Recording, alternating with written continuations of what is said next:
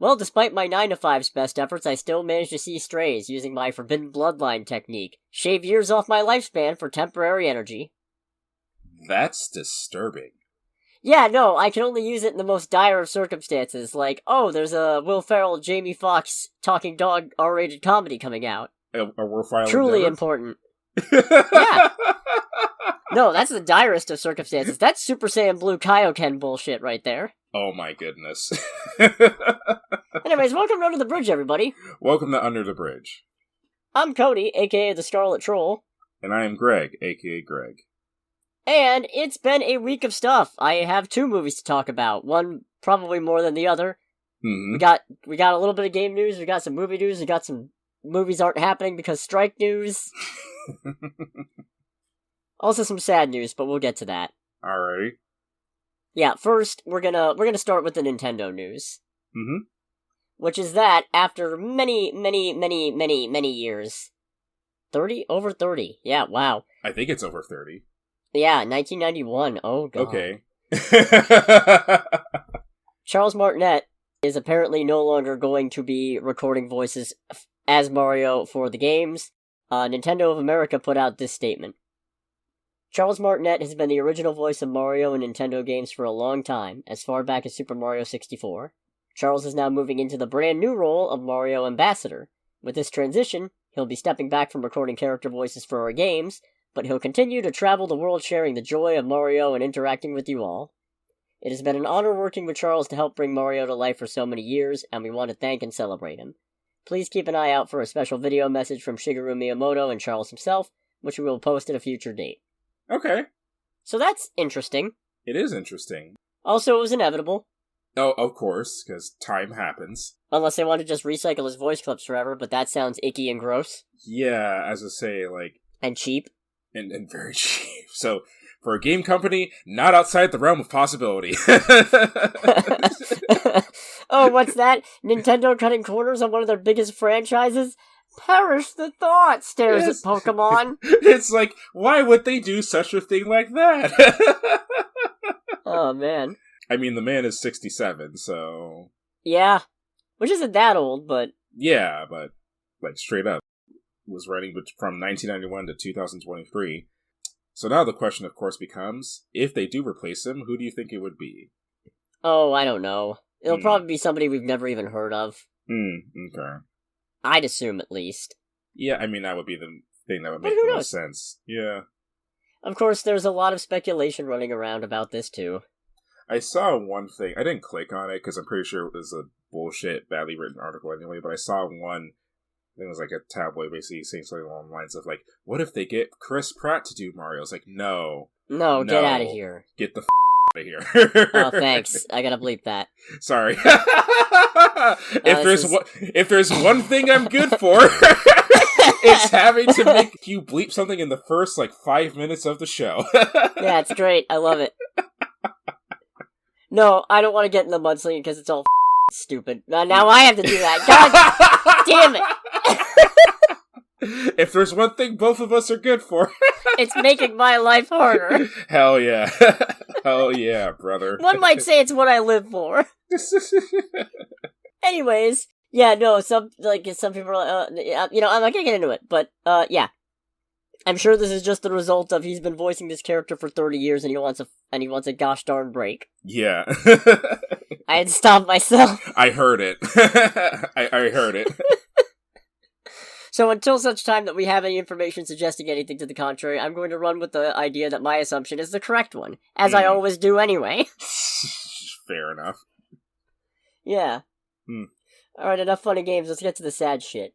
Oh boy. Unfortunately, Cephas Jones, he unfortunately has passed away. Oh no.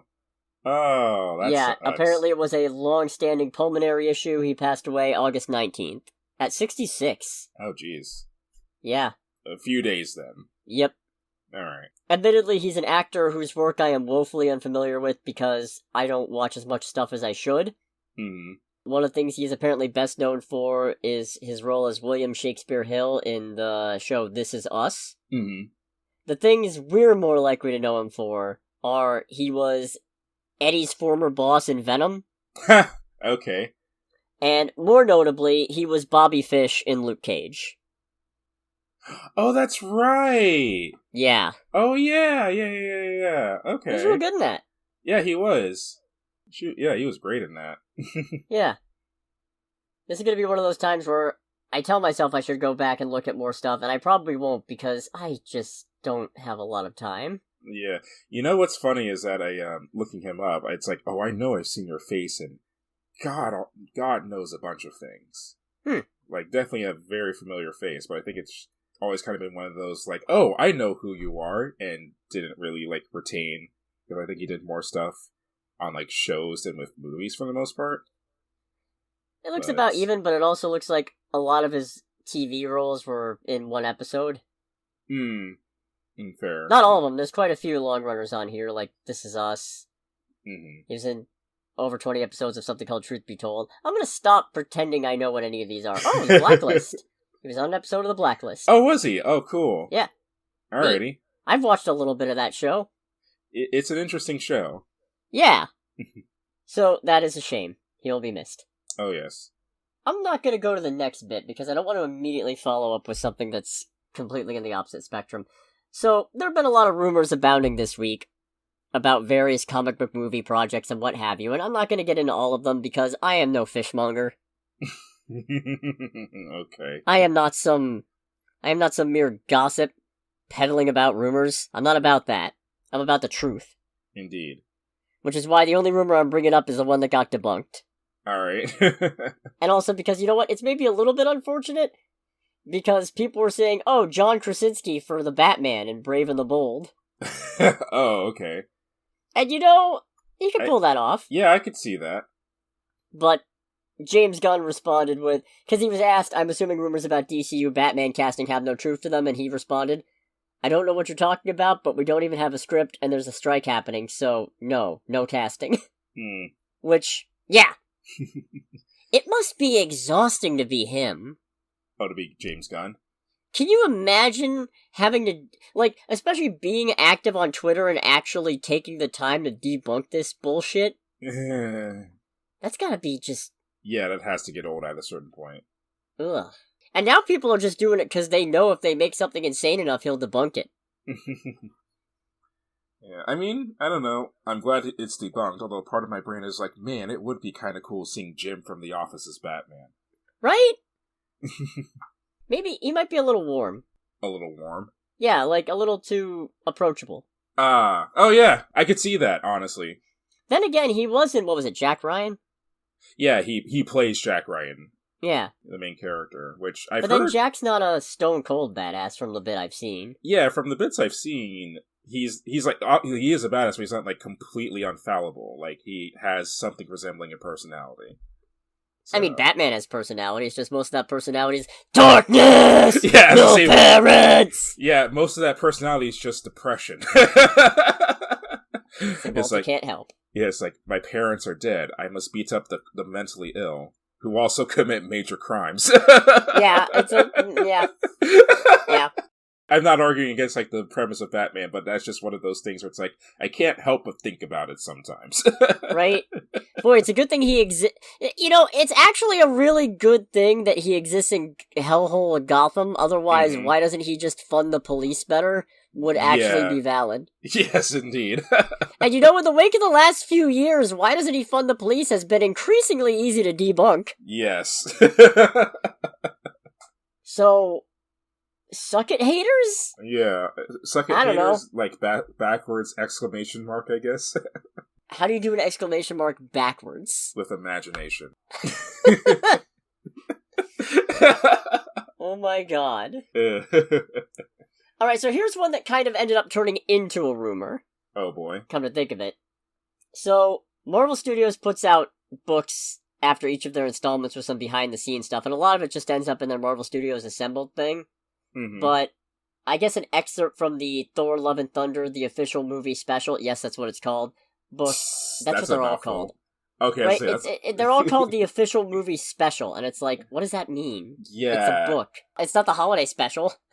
Honestly, what my brain goes to is, like, that makes it sound like it's some special edition VHS. Yeah. We live in 2023, and it's like, oh, like, the special things that came, like, with the movie and all that, or like the behind the scenes stuff, there's no digital medium or disc space. It's always VHS. Because it sounds like the old, like, Christmas specials that you would get on VHS that were direct to video. Right. So, in this book, Waititi said what he would do if given an opportunity to direct another installment in the Thor series. So what he said is, what is left to do with him? It's got to be something that feels like it's carrying on with the evolution of the character, but still in a very fun way, and still giving him things to come up against that feel like they're building on the obstacles that he has to overcome. I don't think we can have a villain that's weaker than Hela. I feel like we need to step up from there and add a villain that's somehow more formidable. There's a fun element to Thor, and he has a casualness and sort of swagger about him when he visits these worlds and encounters these aliens that I don't think you'd get when it's an Earthling traveling through space exploring the universe. Which, in a vacuum, not bad statements. No, not at all.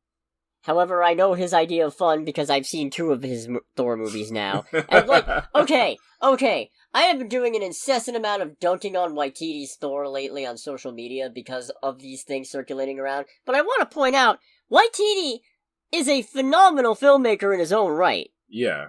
I just don't want him anywhere near the Thor movies anymore. Yeah. I'd say, like, obviously I'm only speaking for myself, but I feel very confident saying neither of us hate Taika Waititi. I personally can't hate Taika Waititi from Jojo Rabbit.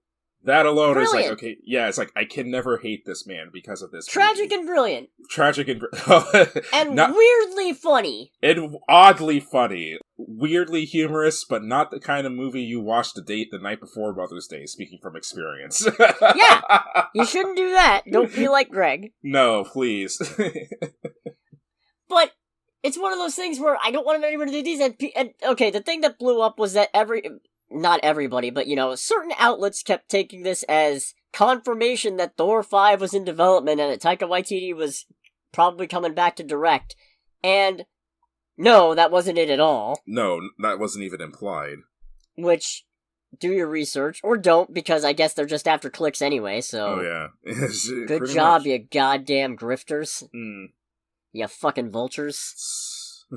You absolute detritus of news. Yeah, you... Is there a comic book equivalent of yellow journalism? I want to say J. Jonah Jameson, but realistically, except for his Spider-Man hate, he's actually pretty fair. Okay. Usually in the comics. I mean, sure, he also funded the creation of a couple of supervillains, but hey, what can you do? Not everybody's perfect. Everybody makes mistakes. But no, the sentiment that I kept seeing was maybe he'll take notes and some feedback from Thor 4 and rein it in a bit. And all I can think is, what about anything this man has done makes you think he takes feedback that way? And I say that with respect. Or understands the concept of rein it in. The man, from what I can tell, is a grade A shitter. Yeah, I mean, he literally played Adolf Hitler. Yeah. And he played Adolf Hitler expressly because he's like, what actor actually wants to have I play Adolf Hitler on their resume? If I do it, nobody loses. It's like, what? Which I guess I can see. Yeah, it's like, I respect the reasoning, but I'm like, it's like, it's batshit, but it makes sense. He's out of line, but he's correct. But no, my point is, nothing from what I've seen of him in interviews makes me think he is the kind of person who is going to take any feedback of Love and Thunder. Anything he didn't already think, I don't think he is going to take to heart. Yeah. Which is fine. Mm-hmm. Like, that's generally a good instinct to have, especially on most of the movies he tends to make. It's just really not great for a pre-existing franchise, and especially not a pre-existing franchise that I like and actually happen to take seriously. God, I never thought I'd miss Thor the Dark World, but I would take 3 more of those over another Love and Thunder. I like how continuously, as more of these movies have come out, it's interesting to me how it's always the Thor movies that end up being at least amongst your worst ones. Because, like, I remember when The Dark World came out, it was like, oh, I don't like... At the time, at least it was like, this is probably the worst one. It can't get any worse than this. And and it's just, like, I want to say, like, you didn't, like, hate Ragnarok to that degree, but you were still like, okay, don't like it, but whatever. And then Love and Thunder happens, just like, God. Yeah, no, because what happened is, Thor the Dark World was generally agreed to be one of the worst MCU movies for a while there, because they were all decent. Yeah. And Thor the Dark World was just one of the less decent, less memorable, less fun ones. So it wasn't bad. In the sense of, it's not Fantastic, it's not Batman v Superman, it's definitely not Morbius. Oh no. Yeah. And insert comment here about any number of bad superhero movies that I haven't seen. But it's no X-Men Apocalypse either. How's that? Right. But it was just like the less good one out of most of them. Ergo, it was the worst. And then Ragnarok, I felt like I was goddamn crazy. Because everybody else is having a great time, and I'm just there like, no, there's so much wrong here, and there's so much missing here, and I wish I was more active on social media when Ragnarok came out, because I would have been doomsaying about what he was gonna do to the Thor franchise, given more free reign, and then Love and Thunder would have came out, and I would have looked like a goddamn prophet. I've ranted enough about this. The point is, his idea of doing something stronger than Hela isn't bad, but I also feel like might isn't necessarily what you need from Thor. Like, okay, yeah, you do need it, but the idea of, I mean, his archenemy is Loki, historically, in the comics. Now it's not, obviously, because Loki's gone through more development to become a hero, but for a long time there, one of his worst enemies was his brother. Not just because he was his brother, but because Loki represents a sneak, a mage, the equal and opposite. He was the road to Thor's fighter, or what have you. He was the thing you can't just punch out of the way, because you gotta get to him first. Yeah. So you could also do that. Yeah. No, I agree with that. But all in all, not bad ideas, just, after Love and Thunder, I'm not sure I trust the execution.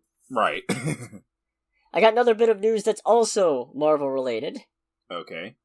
Which is, oh god, so there was a thing that was going on that I didn't comment on, because there was a while back, a collectible steelbook of, or, is it a steelbook? Yeah, it was a steelbook, of WandaVision was making the rounds, and everybody was getting really mad at Disney because it didn't have a disc included.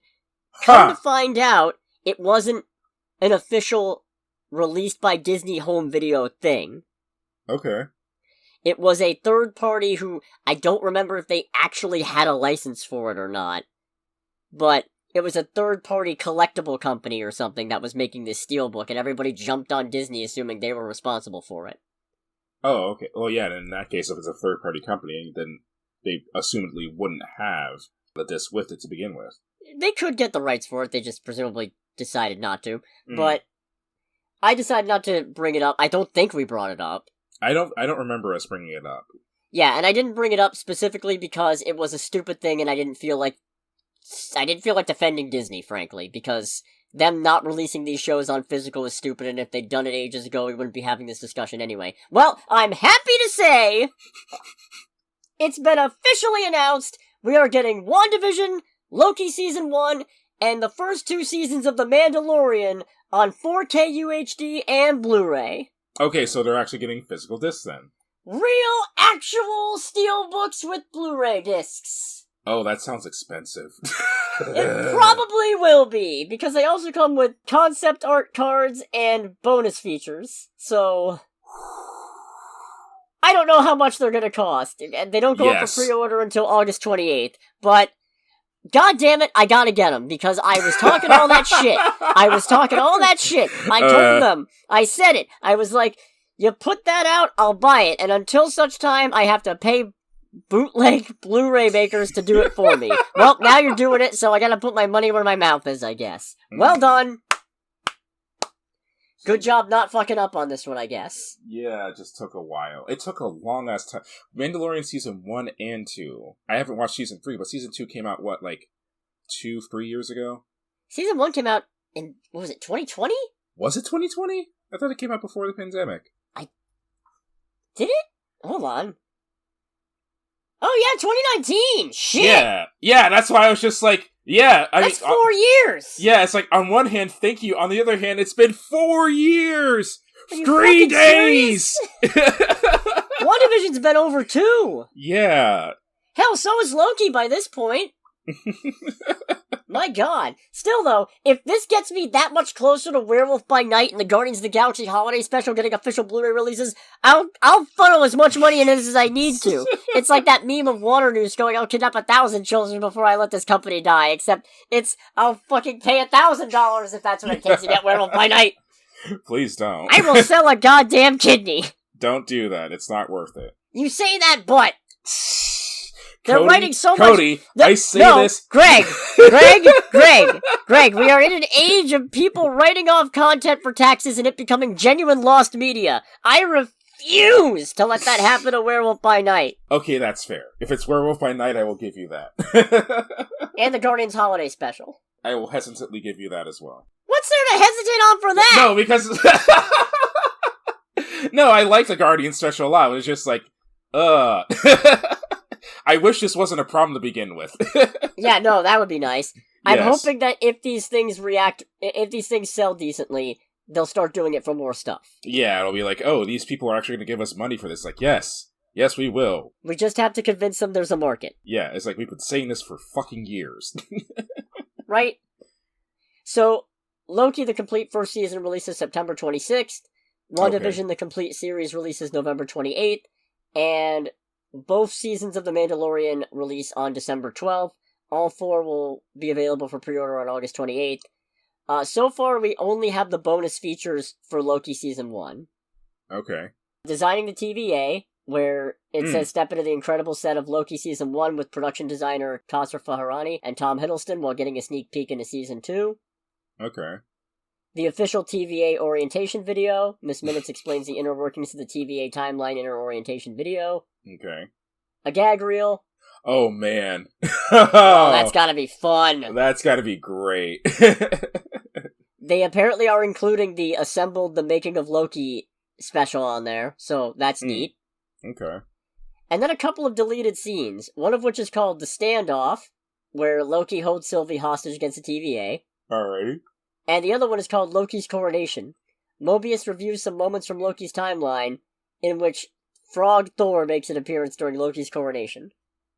Oh! Why do I not remember that? Because we didn't see it in the show. Well, okay. He did get a little cameo in the show. Okay, I have to say, was that actually Loki that showed up that I forgot about? No, it's Frog Thor. Or Frog Thor. Ah! It's Thor turned into a frog. We saw him in a jar, buried in dirt in the void. Oh my god, this is terrifying. Right? I just looked it up. Yeah. It's the most terrifying apparently shit. There was a deleted scene where he, just absolutely wrecks Loki's shit. So I'm looking forward to seeing that. And I'm looking forward to seeing what WandaVision has. Minor aside, I just looked up Frog Thor, or who apparently is known as Throg. Well, okay, there is Thor as a frog. There is Thor as a frog, and then there is Throg. They are two completely different things. Oh, okay. I'm on the Frog page, and then the top quote is that a frog in a Thor costume? Because that's way cute from Spider-Man. I'm like, no, that's way cursed. That is terrifying. Yeah. No, Throg is great. Mm. Throg is great. Throg is good. Alrighty. Let's get into the writer's strike and the actor's strike. Oh boy. Do. Pay your fucking writers! And now actors. So, we may be getting closer to the end of the WGA strike, at least. Okay. I don't wanna put the cart before the horse, because this is just them going back to meeting again. But it was reported on August 18th that after 4 straight days of bargaining, the Writers Guild said that night it will meet again next week, which would mean this week, with the Alliance of Motion Picture and Television Producers. So, they have been exchanging proposals this whole time. Alright. Which is good. Yeah, that means that there's some discourse happening. Yeah, it means that hopefully we are that much closer to people getting paid fairly, people getting protections for their job that are deserved, and people getting back to being able to actually do their jobs. Right. Which is quite nice. Indeed. This is also possibly the result... There are probably a couple things that are helping with this. Okay. One of which, this makes me laugh. On Friday, a federal judge upheld a finding from the U.S. Copyright Office that a piece of art created by AI is not open to copyright protection. I hate that there needs to be a ruling on that. Right? Because isn't the whole thing about copyright is that, like, one of the explicit things about it is that it's made by a person. So if it's not made by a person, then copyright can't be done to begin with. Yeah, but some fuckos are trying to say, well, if I own the AI and I have the AI make this, then I made it, right? Jesus Christ, that pisses me off just hearing that. It's like, just that genuinely... you made this? Yes, I made this. Man, I actually got mad just from you saying that in that sarcastic tone. I'm not kidding. Good, I'm glad. Because there are people who unfortunately function like that and think like that. Right. Disgusting. No, U.S. District Judge Beryl Howell said, copyright law has never stretched so far to protect works generated by new forms of technology operating absent any guiding human hand, and stressed that human authorship is a bedrock requirement. Yeah.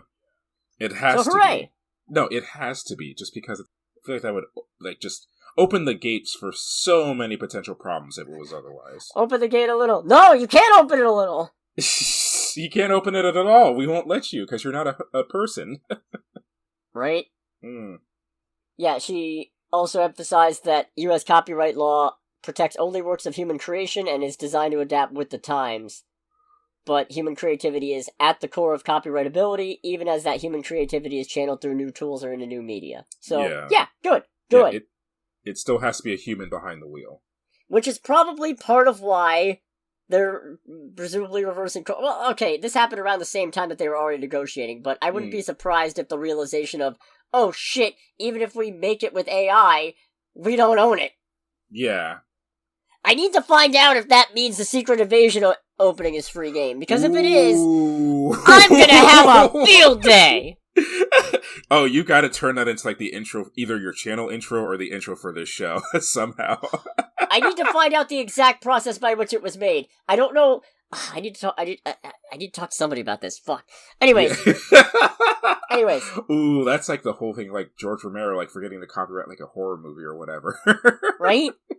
Crazy. Yeah. So, here's a crazy one as well. Did you know that New York City's 5 pension funds contain roughly about $250 billion of combined assets? Jesus Christ. Right? That's the kind of money, I was talking about this with a mutual friend, that's the kind of money that, like, just saying that amount knocks the wind out of my sails a little bit. Like, it actually, like, takes my breath away a little bit. Yeah. It's a little anxiety-inducing just imagining you could blow $1 billion a year, and you never come close to running out of money in the rest of your fucking life, which you could probably preserve substantially with that money. Yeah. God almighty. Fucking crazy. Anyways, it's not an expression of disgust because those funds are meant to, be a pension for the city's public employees. Yeah. It's just a staggering fucking number is all. Yeah. And apparently it doesn't just sit there. Sometimes it gets invested into stuff. Like? Well, funny thing. A series of letters sent to Disney, Paramount, and Comcast, signed by New York City Comptroller Brad Lander on behalf of the trustees of those pension funds, warned the studios that they risk losing investor confidence if they keep the strikes dragging on much longer. Oof. Yeah, apparently, those pension funds have approximately 2.7 million shares of the Walt Disney Company, valued at $229.2 million. Oh, okay. Roughly 6.3 million shares of Comcast, valued at $272.7 million. Okay. Apparently they're less happy with Paramount. 21,000 Class A shares and 691,000 Class B shares with a combined value of more than $10 million. But the point is, Lander noted in each letter that as long-term investors, the pension funds have long considered constructive labor management relations to be fundamental to effective human capital management and the creation of sustainable shareholder value. Essentially telling them, if you don't get this together, we got concerns and we might have to pull out. Because he also added, in addition to concerns that the WGA and SAG-AFTRA strikes expose NYCRS's investments to undue risk, I am also concerned that the underlying business practices which led to this conflict, if not resolved, may threaten the long-term stability of NYCRS's investments in your company. So it's unfortunate, but that is a case of hitting it where it actually matters. In the fucking bank. in the fucking wallet. I love it! I mean, I love it. I kind of hate that's what it takes, because I feel like the two, like, major guiding forces of the week when it comes to this whole story is going to be that and the federal ruling. Not the case of, like, people going, it's like, no, we've just laid it out. Just don't give us bad situations and we'll go back to working. Yeah. It could have been so much easier if you just paid your goddamn writers. And now but actors. If human decency can't win the day, hopefully disgusting corporate greed and self-preservation will. I hate that sentence so much. I don't like it, but I'll take it. Yeah, that's fair. And by take it, I mean I'll sit on it for a while. Mm-hmm. But ugh. River stomp on it. And this one's, I'm gonna call it related to the strikes, because it involves an actor not getting paid properly, apparently. Mm-hmm. On Tuesday, mm-hmm. that being presumably last Tuesday, which would be the 20... No, not the 20, the 15th. Actress Bonnie Aarons filed suit in Los Angeles against Warner Brothers and New Line Cinema. She played the demon nun Valak in the Conjuring films. Okay. And apparently she's seeking what she claims are contractually required share of merchandising revenues. Okay. Per the suit, Warner Brothers exploited the talent, creativity, and likeness of Bonnie Aarons to enormous financial success. The Nun did make $365 million on a $22 million budget, so yeah. Right, yeah. Miss Aarons' character is so popular that her appearance in The Conjuring 2 spawned the spin-off franchise The Nun movies based upon Miss Aarons' character, as well as all manner of merchandise, including toys, dolls, Who gets a nun doll? Yeah, anyway, so say, who gets a nun doll or a nun toy? Like, what the hell? Toys, dolls, decorations, pins, jewelry, t-shirts, socks. Socks? Socks? Jewelry? What? Bedding? Who the fuck gets bedding with a nun on it? Who gets the nun bed? What kind of deranged motherfucker? Oh, I can think of somebody. It's like, oh, and let me show you my bed. And it's just like, you see the nun bedding, and it's like, ooh, date night over. Costumes, drinkware, and posters all using Miss Aarons' likeness. The filing claims Warner Brothers has refused to account intelligibly and to pay Miss Aarons her contractually required share of merchandising revenues. Per the suit, she was paid a fixed fee for her work, but was allegedly offered the opportunity for additional compensation via box office bonuses and merchandise exploiting her likeness. The suit says that instead of accounting and paying in a transparent fashion, Warner Brothers obscures and hides the same amount of Miss Aarons' rightful share of merchandising revenues, all while continuing to exploit her. So, we'll see. Yeah, we'll see. Obviously, the facts are to be determined. Right. However, I am inclined to side with the side that is not a massive studio. Yeah, same, honestly. Because, looks at strike. It's like, not a good look, boyo. No, not at all. So yeah, with any luck, the WGA strike might be over soon, and then we can be one step closer to resolving the SAG-AFTRA strike. Do note, the WGA has implied that they will still continue to strike with SAG-AFTRA until such time as a resolution for them is reached as well. So, The writers being back doesn't mean the writers are back. Yeah. Till all are one, as a great Transformer once said. God bless you, Optimus Prime. Indeed. Let's go to trailer time. Alrighty. It's trailer time! There's only a couple this week because, I just couldn't find a lot that... I got kind of desperate. Which I could have just done a week without trailer time, but... I mean, I kind of thought so, given the two choices that we got, but however, one of them I think, I would have put on here anyway. Yeah, fair. The one that I wouldn't have normally put on here, despite the fact that it's ostensibly based on a comic book, is the Netflix anime Scott Pilgrim Takes Off. Yes. But this looks decent. I say, having never seen the movie. I haven't seen the movie, and I haven't read any of the original comics. I've also never read the comics. But this does look like a good time. No, this looks nostalgically stylish in a way I can't put my finger on. Yeah. No, I mean, I kind of get what you're talking about, because honestly, that was kind of like my thought. It's like, this feels strangely old school. Is it weird to say that I'm not an art person, so please forgive me if this is an offensive statement. Is it weird to say that this makes me think of, like, a Gorillaz music video? No, actually thinking about it, I understand that. I can see how one would get to that conclusion. Okay, and I like the Gorillaz, so And also, apparently, I think it was already confirmed, but a huge number of the original movie cast is coming back for this. Oh, okay, that's encouraging. Yeah, I mean, Mary Elizabeth Winstead's back. Chris Evans is back. Ha! Alright. Michael Cera. Okay. So, you know what? I'm just pulling up the list here. Hold on a sec. One that caught my attention for the wrong reasons was, I know that one of the voice actors is a gentleman by the name of Mark Webber. Yep. And I got extremely confused because Mark Webber is also the name of a retired Australian race car driver. Oh. Yeah, he used to race in Formula 1 for Red Bull, so I was just like, I'm sorry, what? And I got really excited, just like, Mark Webber doesn't have a double life as a voice actor. Oh, fuck. Brandon Routh's in this. Aubrey Plaza is in this. As what? Julie Powers. Oh, okay. Brie Larson's in this. Okay. Wait, these were all in the original? I gotta watch this fucking movie. Oh. I knew Chris Evans was in this. I didn't fucking know Anna Kendrick's in this? Oh, she is? Okay, by this time next week, I will have fucking watched Scott Pilgrim. Yeah, I guess I have to as well. I promise you that. Fuck. Do we want to... I might put it on the movie night suggestion list. I'd be fine with that. Alright. Neat. Anyways, yeah, no. Now I'm looking even more forward to this, because there wasn't a lot of voice acting in here. But yeah, no. It already looked interesting, and now this is just... Mwah! What the fuck? Right. But no, that was my desperation pick. The other one that I already had on here was My Animal. So this actually looks really neat. This does. Yeah. Even if this wasn't a werewolf movie, I would... I'm not gonna say I'd still definitely want to go see it, but I'd at least be interested in it, because it looks very moody and very ominous and grim in a way that appeals to me. I will say what's very unfortunate when I watched it is that I didn't realize it was a werewolf movie until the final shot.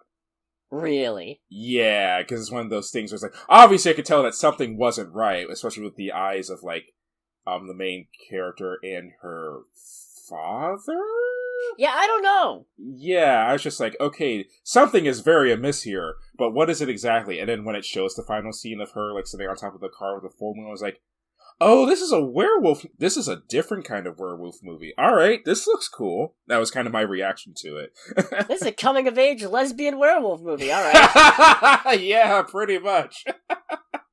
I was interested enough in Bottoms, I would have seen a coming-of-age lesbian movie anyway.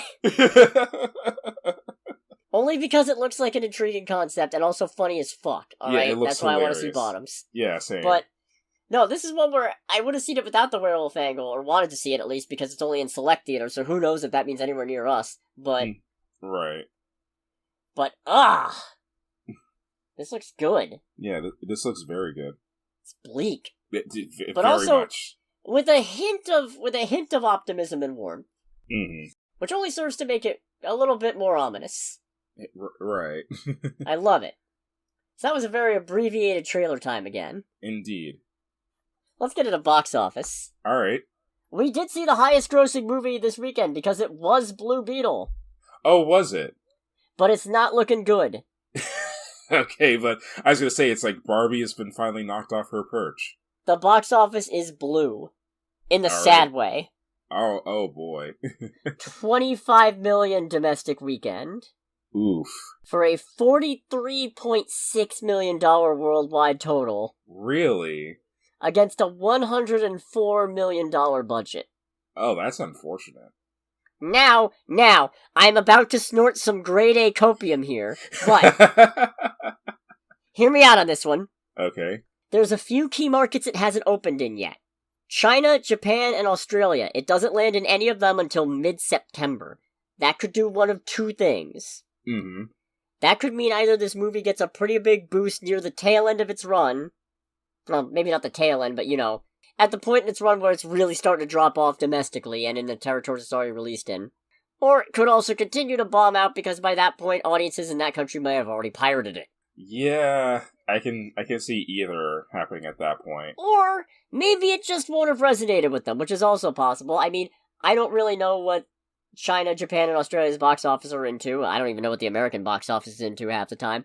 But, I mean, like, okay, Blue Beetle's got some pretty heavy Toku influences. Yeah. So, I don't know, maybe it could be big in Japan. Maybe they'll hate it. Who knows? I I want to see this movie do alright. It definitely deserves to do better than it's doing. Yeah, 100%. We'll get into it more in a bit, but, that's sad. That's really sad. And I mean, even with the sad opening weekend, it could still do well. Elemental turned it around. Oh, okay. Elemental started off real low, and now it's actually decently profitable. Okay. Especially adding in upcoming physical sales and what have you. But anyways, let's get back to the rest of the box office. Second place, it's Barbie. Alright. Yeah. $21 million domestic weekend, $566.8 million domestically for a $1.28 billion worldwide total. Remind me, the Mario movie was what, 1.7? 1.35. Oh. Okay. And I think Barbie was like 1.18 last weekend, so there's still a chance. It has a chance. It's probably gonna keep dropping, and those gains are gonna get smaller and smaller every week, but there's a chance. So you're telling me there's a chance? You know, I shouldn't be upset because that's ultimately a Dumb and Dumber reference. No, wait, no, it's not Dumb and Dumber. It's Me, Myself, and Irene. Wrong Jim Carrey movie. But I know why you're quoting it, and that makes me mad. If it helps, I could feel my brain going, stop, as I was doing it, because I hate that fucking commercial. No, it was Dumb and Dumber. Okay. Still hate that commercial. Yeah, no. That just makes it even, one might say, Dumb and Dumber. Yeah. Heyo. Heyo. Third place was, I can't, it's fucking Oppenheimer. Alrighty.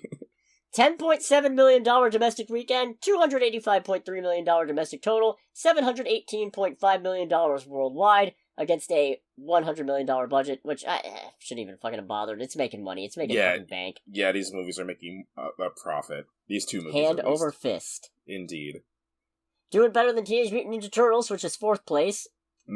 $8.5 million domestic weekend, $88.2 million domestic total, and only $118.5 million worldwide. Yikes. Yeah, that's not great. But even Ninja Turtles is still doing better than number 5, the movie I saw, just today actually, Strays. $8.2 million domestic weekend, and in total, $10.2 million worldwide, against a $46 million budget. Oh boy. Alright. Yeah. Yeah. Which is a shame, because, and I'm just gonna start with Strays, because I don't have a lot to say, so I'm just gonna start there. I like Strays a lot. Okay.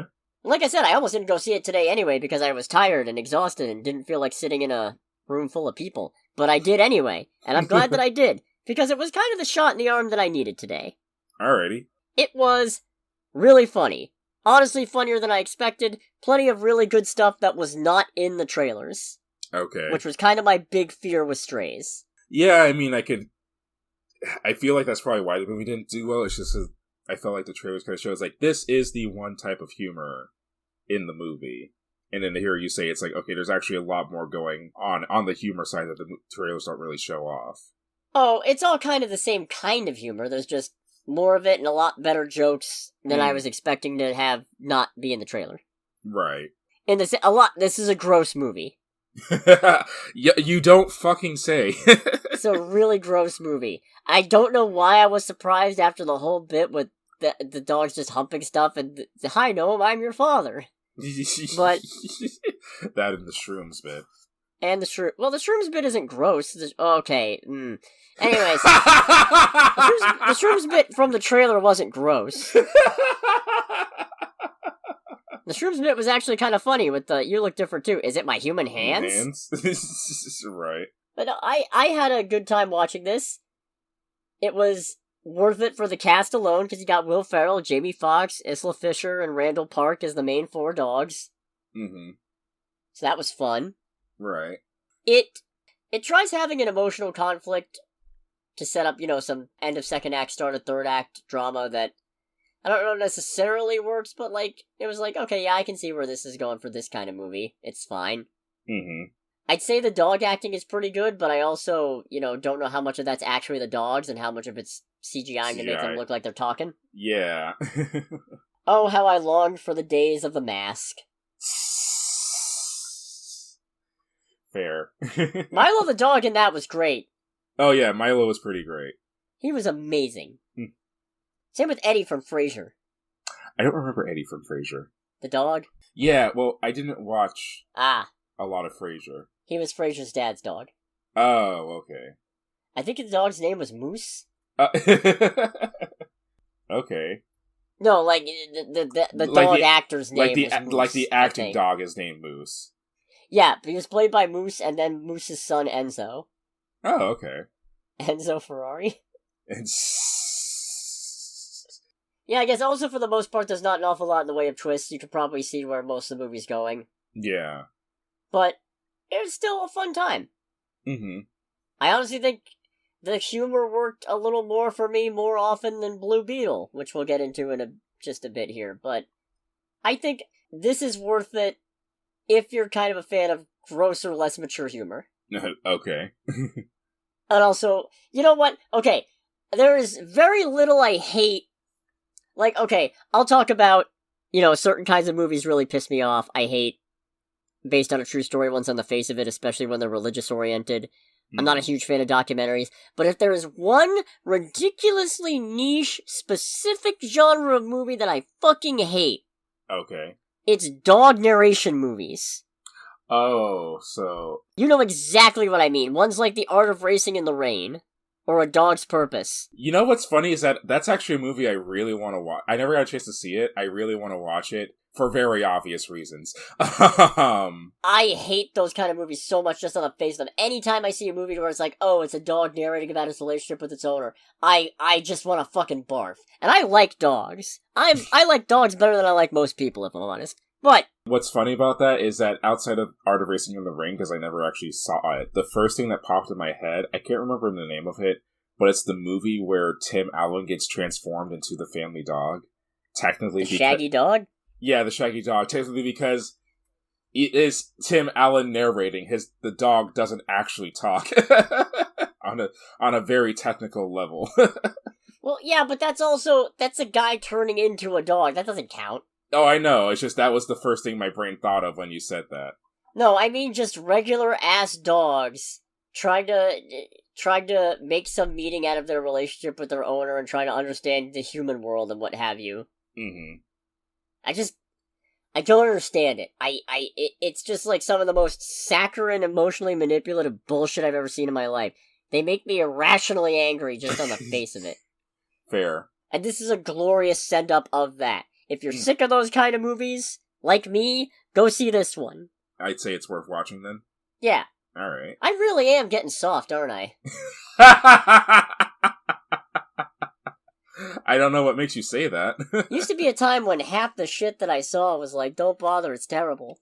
Hey, tastes grow as we age, and I feel like part of it is also like the standards of what's good is changing afterwards. Like, well, this is as good as it gets, so we might as well enjoy it. Truly it is as good as it gets. Starring Jack Nicholson. Oh, fuck it, let's go to Blue Beetle. Alright, let's go to Blue Beetle. Yeah, the first post-Flash, not quite DCEU, not quite DCU, because it's not part of Gods and Monsters because it was approved before James Gunn showed up, but also apparently Blue Beetle's gonna be the first DCU character, but isn't that already Peacemaker and Waller? And I don't fucking know, man. I don't fucking know. Soft reboots are the stupidest thing on the fucking planet, but here we are. I like this movie, though. Oh, this movie's great. It was... Like, Blue Beetle is a hero that I'm very fond of, because he's a little bit Iron Man, he's a little bit Ben 10, a little bit Venom, a little bit Spider-Man just for the teenage superhero angle more than anything. Mm-hmm. Especially now that Miles Morales exists. Right. Although I guess you could say Miles Morales is a little bit Jaime Reyes. Would be more accurate, since Jaime predates him by... I want to say like 5, 6, more than that years?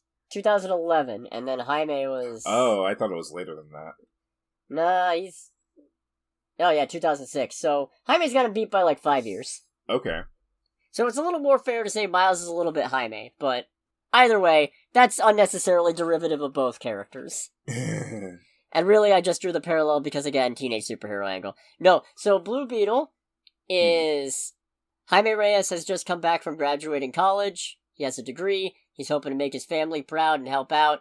Come to find out, things have kind of gone to shit while he was gone, and his family was trying to make sure he wasn't worried, but now he is worried.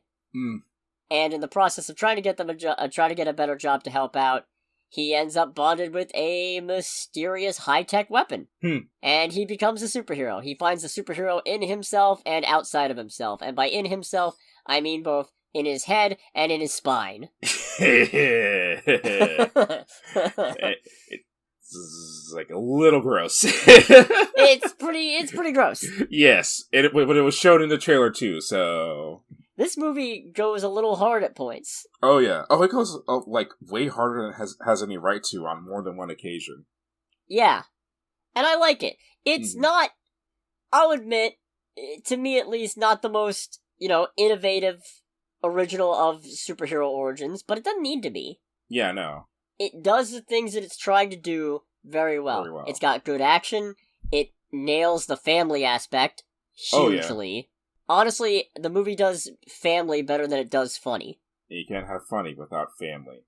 Which isn't to say that it's not a funny movie, because it is. There's some real good laughs in here. Oh, but yeah. There's just a lot of really heartfelt moments where you can feel the affection that this family has for each other. And in some scenes, you're genuinely terrified for all of them. Oh, and not necessarily where you'd expect, either. There are some things that have some uncomfortable parallels, but we'll get into that. I think, at least. Right. I have some nerd quibbles. Okay.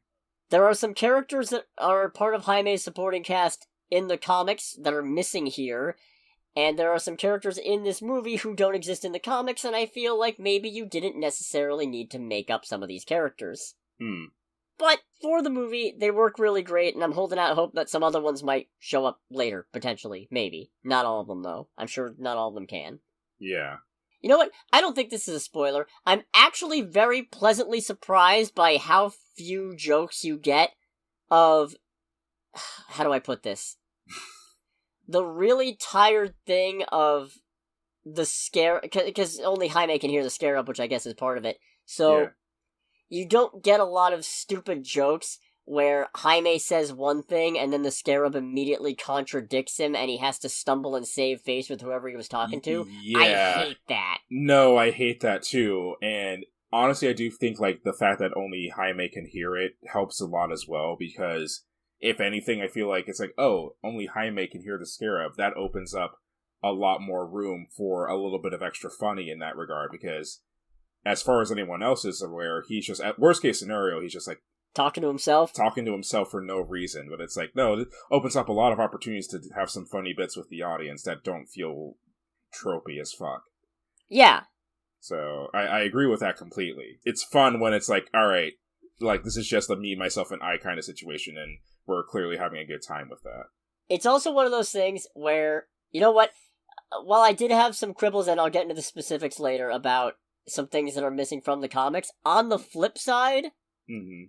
While they left some stuff out of Jaime's comics, specifically, and also added some stuff to some of the other Blue Beetles that didn't exist in the comics previously, you can tell from how they talk about the previous Blue Beetles, because they do factor in a little bit, that there's a genuine respect and a genuine admiration for Blue Beetle as a concept in this movie. Right. It's not one of those ones where it's like, oh, this is the one that I like, so here's who we're making the movie about, and fuck off with the rest of them. No, there is a bit of establishment present, and they respect it. Which is really great, considering how DC is not always the best about that. Stares at Wally West. Stares at the number of Barry Allen Flashpoint adaptations. Oof. Yeah, Bart Allen was, Flash for a bit. We're never seeing that. It's unfortunate. Not even once. But no, Blue Beetle is a really fun time. And I'm trying to figure out some other stuff. Okay, you know what? Little bit of a critique. The villains aren't great. Yeah, I can get behind that. Now, Victoria Cord is alright in the sense of she is a villain who you absolutely hate. Yes. It's very easy to hate her. But her motivations are so short-sighted and cookie-cutter, and she's so non-threatening on her own, that eventually you stop being like... Eventually, it stops being a love to hate, and it just turns into hate. Yes. And yes, you just very much so. And you just want her to just go away from the movie. Meanwhile, Carapax, fine, but a little one note, not helped by the fact that while they do mix up his design and he's not also empowered by a scarab, he is still very much a villain with pretty much the same power set as a hero, but he uses it for evil. Yeah, it's like, ooh, you're my evil twin. And it's like, no. Nah. Yeah. They need to stop doing that for a bit. Mm-hmm. And also, there's at least a couple of plot things that are decently predictable. Mm-hmm. I'll get into that one in a bit, but you and I were both laughing at it. Fair. You know the one.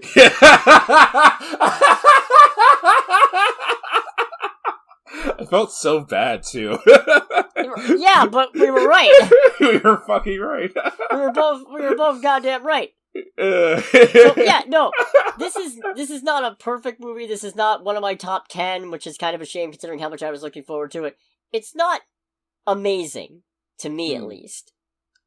And who knows, maybe it's one of those things where it's just not all the stuff resonates with me as much, so it doesn't click. What this is, though, is a damn good first entry. It's a great introduction to Jaime Reyes as a character. It sounds like we are going to get more of him and Zola Maraduena's portrayal of him going forward in the future, which, damn straight, he's amazing. Mm-hmm.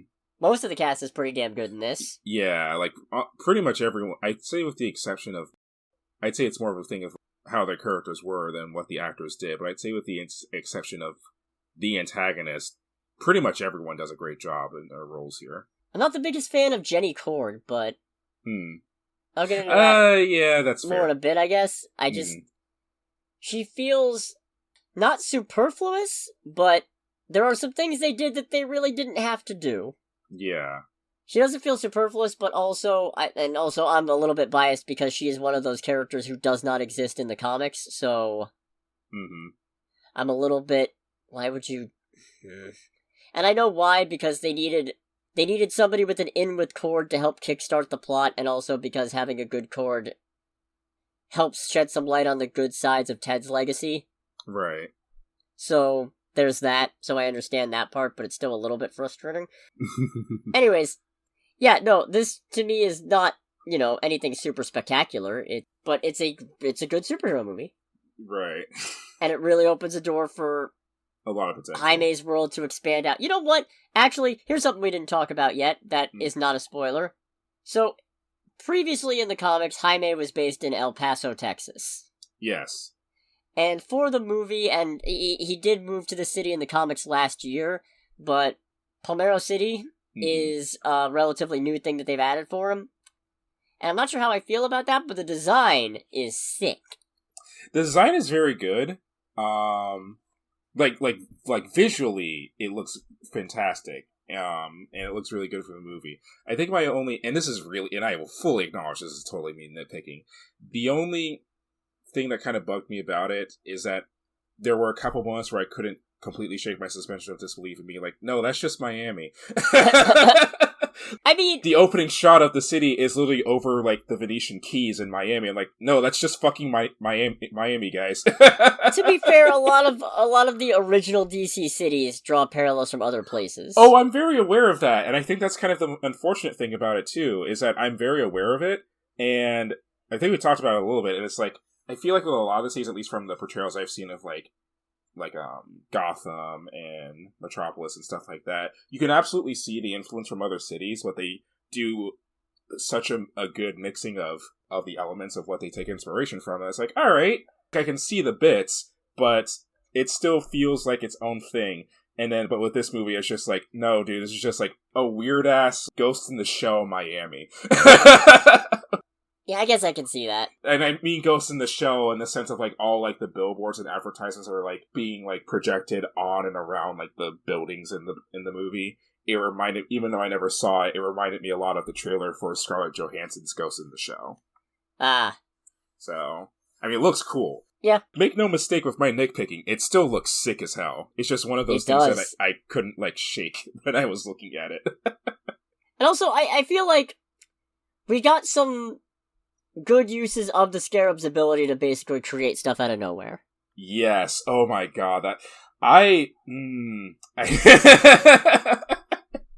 don't want to talk too much about it because part of it is spoilery, but yes, fully agreed. Yeah, and there's still room to do some even wackier stuff later on down the line. Yeah. But I also like, they don't delve too much into it, so you have room to get more specific down the line. Yeah, there's room for creativity for later on. Yeah. And you know what? If I'm talking shit about some of the original characters, then let's talk about one that I actually did really like. I like George Lopez as Uncle Rudy in this a lot more than I was expecting to, just based on the first, like, opening bit of the movie. Yeah. Because when he first showed up, I don't think it's a spoiler to say he's more than a little bit of a conspiracy theorist. I mean, we literally have the man in a trailer calling Batman a fascist, so... Yeah, him and half the population, so... That's nothing new. Mm. But no, he's a bit of a conspiracy theorist from the trailer, in the movie, and at first I was rolling my eyes going, yeah, alright, but there's actually a lot of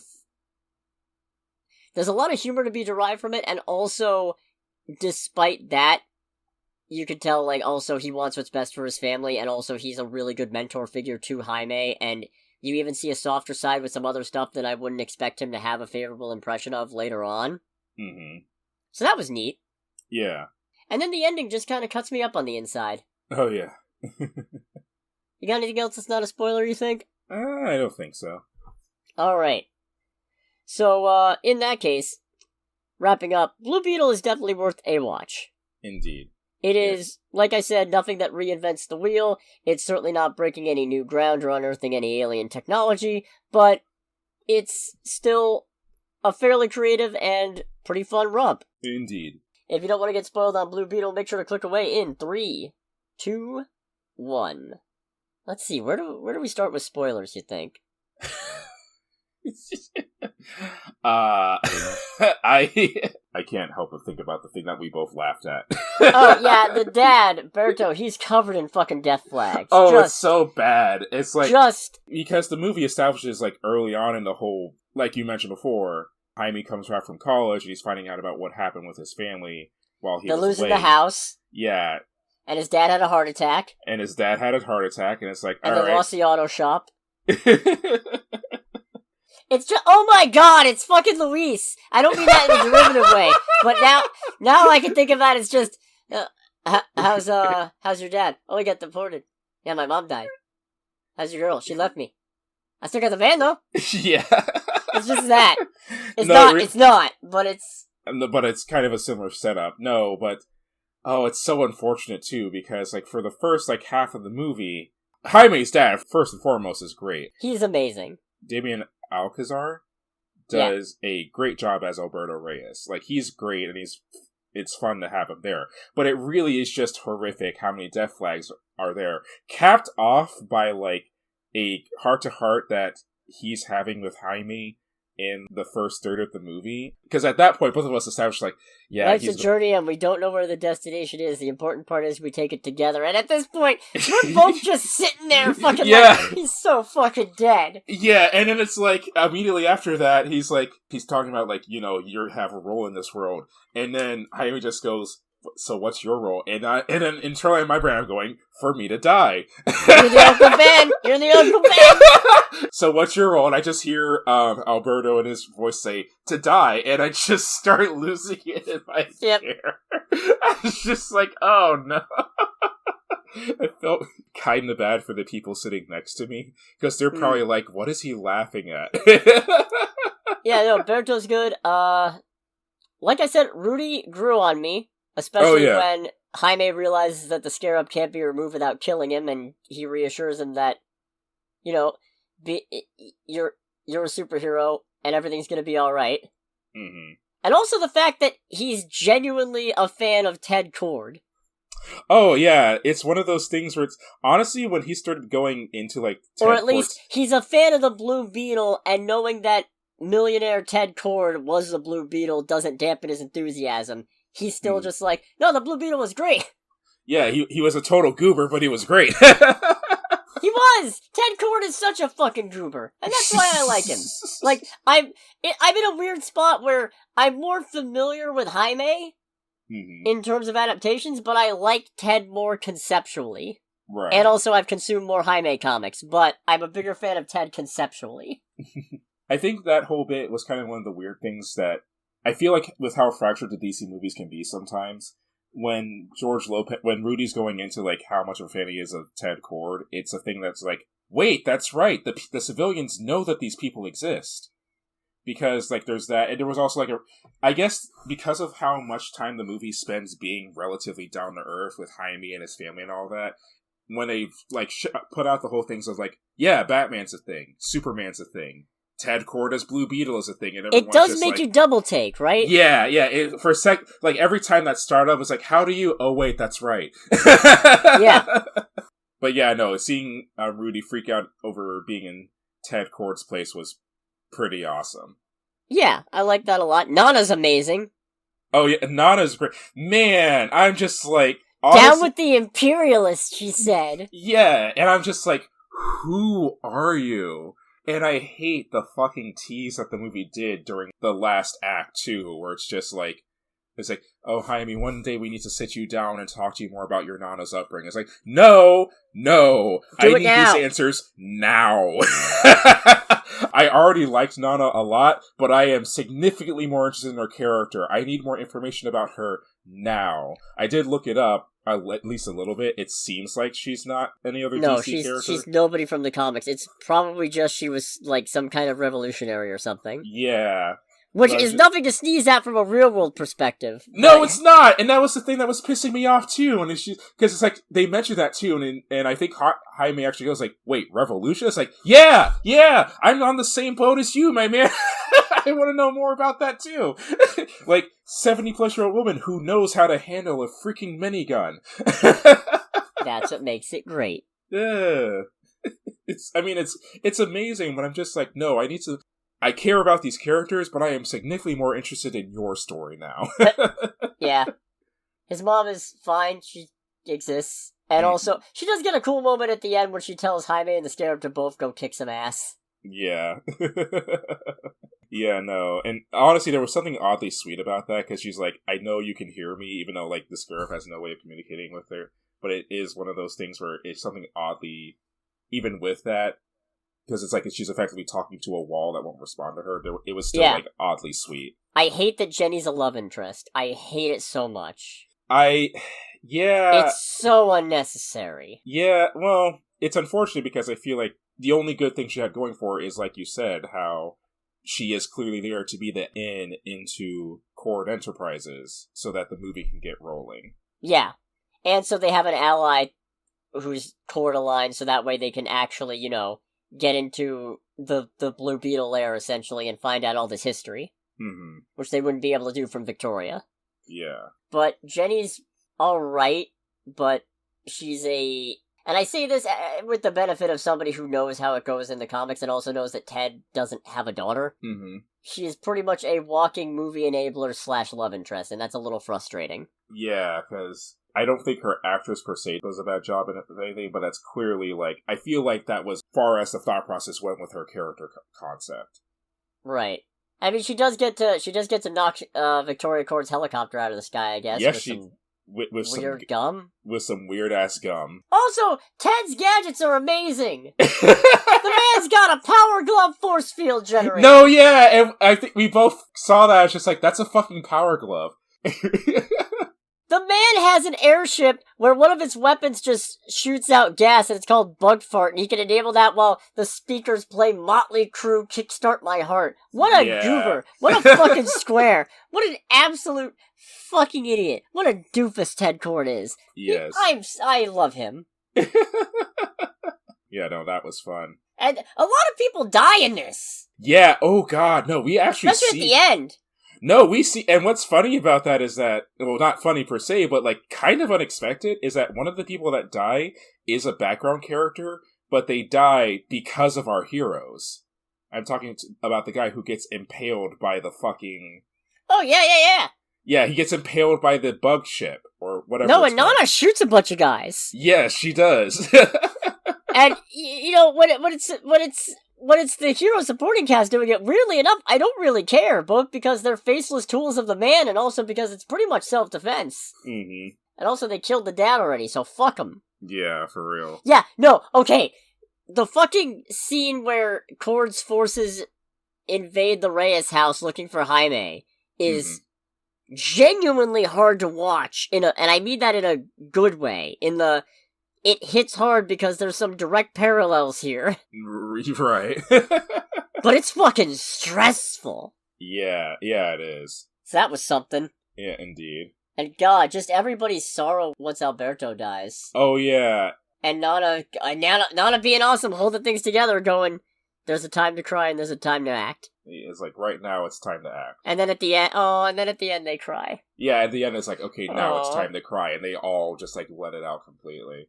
God damn. Yeah, and it's like, and it's one of those things where it's like, because of everything that's happened, it makes you forget that these people have been holding it in for this long to save Jaime and get everyone out and stop Victoria and all that, so... Yeah, they could have never done that moment, and it would have been fine, and I probably wouldn't have noticed until... Well, I probably would have noticed, but, you know... I'm glad they put that in, is the point. Yeah. I'm glad that they put that moment in there. Moderately biased, because Presence of Cypress Hill, but I did enjoy the final fight a good bit. Oh, yeah. I mean, it wasn't like the greatest final fight ever, but the use of I Ain't Going Down Like That by Cypress Hill definitely adds a lot. Especially because it's also like, at that point, Jaime is fully, like, embracing what he is, and also is, I think, at that point, like, in full badass mode. Especially when it's like, he just shouts out, "Hey, cabroons!" And then the music starts playing. It's like, alright, we're about to see some shit fucked up. Basically makes a fucking hammer. Yeah. And it's just... And then when he fights Carapax and he makes a fucking giant buster sword. Oh, yeah. Come on, we got him! Oh, nope, this is actually harder than I thought. Yeah, no, it's like when the buster sword came out, I was just like, you fucking nerd. I love it. Okay, you know something? So, obviously, Jaime doesn't kill Carapax. Jaime maybe kills some mooks, I'm not really 100% sure. Yeah. However, in a probably hypocritical but ironic parallel to Man of Steel, if Jaime had snapped Victoria Kord's neck, I would have cheered. Yeah, honestly. And I know what you're thinking. You made such a fuss about Superman doing that in Man of Steel. Yeah, well, A, that's Superman.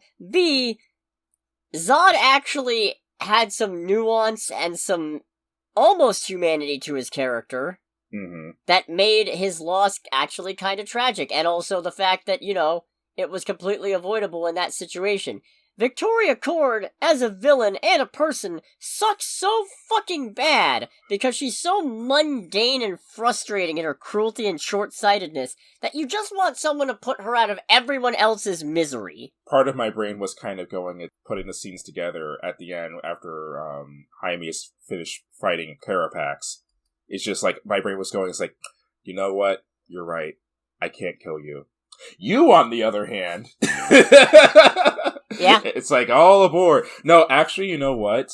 I enjoyed what they did with the whole you can't kill him thing at the end. We're not killers. I thought it was just going to be a thing of like, no, you told us earlier that we're not killers, and I know that's not in you. It's like, oh, God. Instead, the Scarab shows Jaime Carapax's past and everything that happened to him, and how he literally watched his mother get incinerated, and everything that happened up to that point. It's just like, you know what? That's a good way of doing that. No, that was nice. That was nice, and it makes it as like, okay, you know what? Not killing him, a lot more justifiable, because at least it shows at that point, it's like, no, it's not just a villain for the sake of it. He has also gone through literally the same pain that you're feeling right now.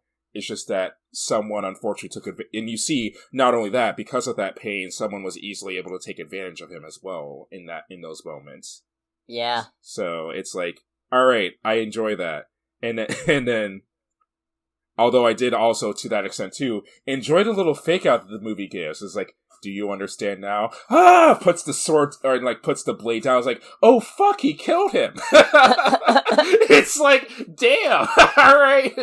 Just cuts to the next scene and it's like, oh, it's in the ground next to him? Well, you know what? That was a good fake out. I'll give points for that. It's the whole thing of like, oh, see, you can't kill him. I was like, yes, I can. I'll do it again.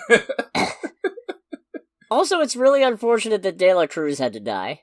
I kind of wish he had lived. Yeah, that's fair.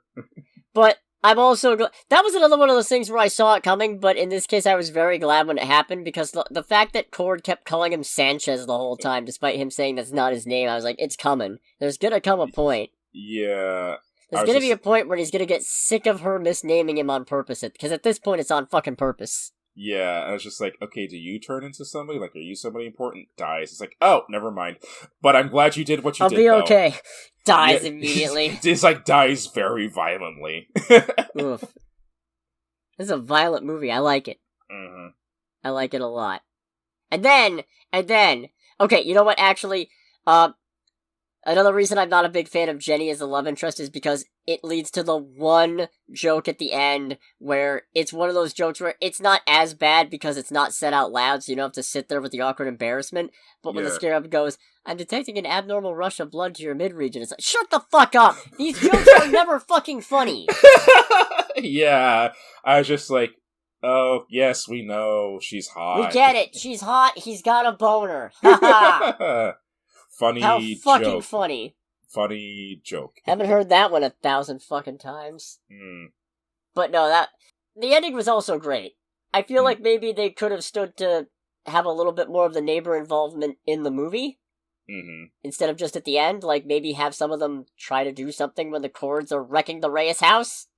Right. Instead of just standing there. But it probably would have weighed the movie down and slowed it down a bit more, so I get it. Yeah.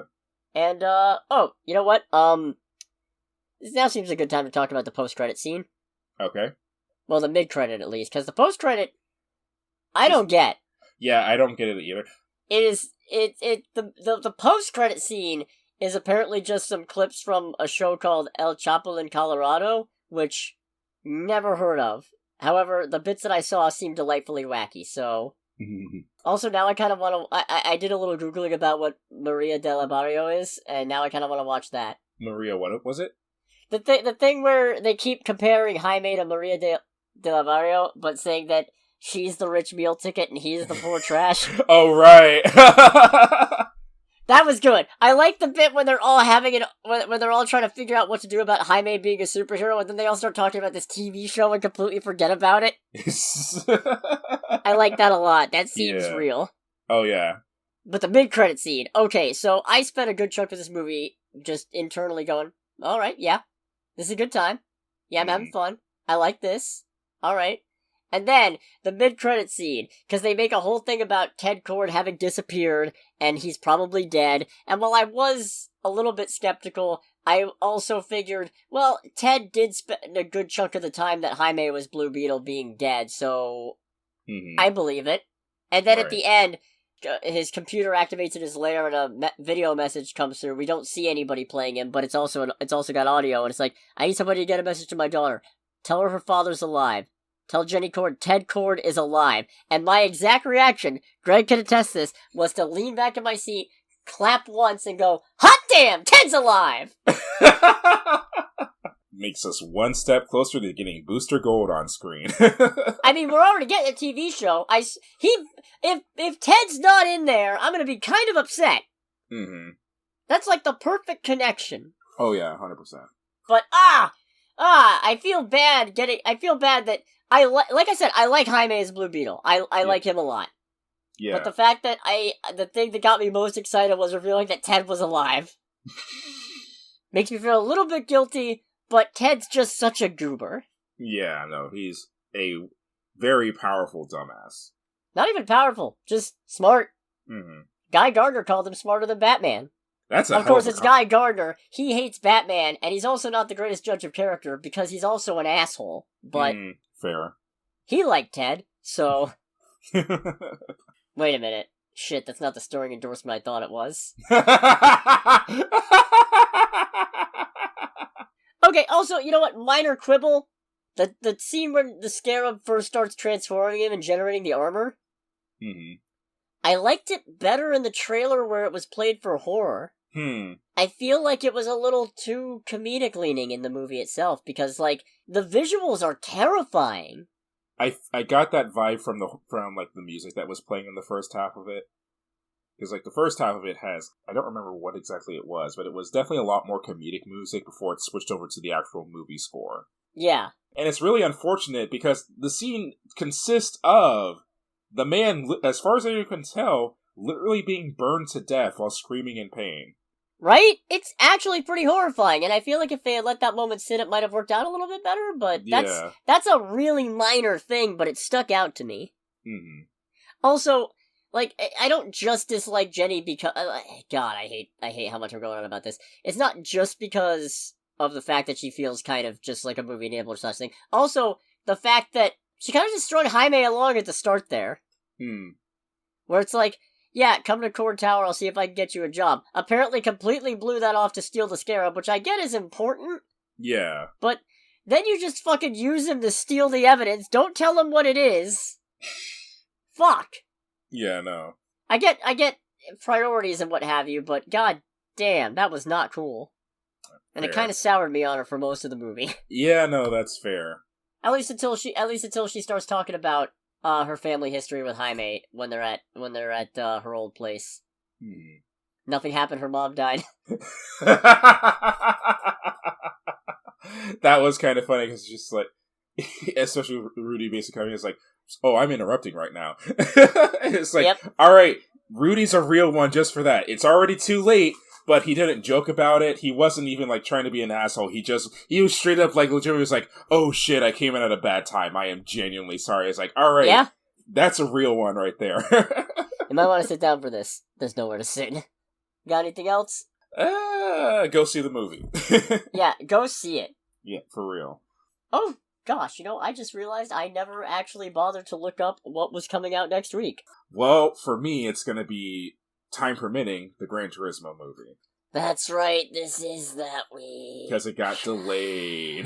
Because Sony decided we don't have actors to promote it. What do? Push it back 2 weeks. Yeah. Why? I don't goddamn know. To make Cody's life more fucking miserable, I suppose. Yeah, it got pushed back 2 weeks. Or got delayed, like the fucking video games that it's based on.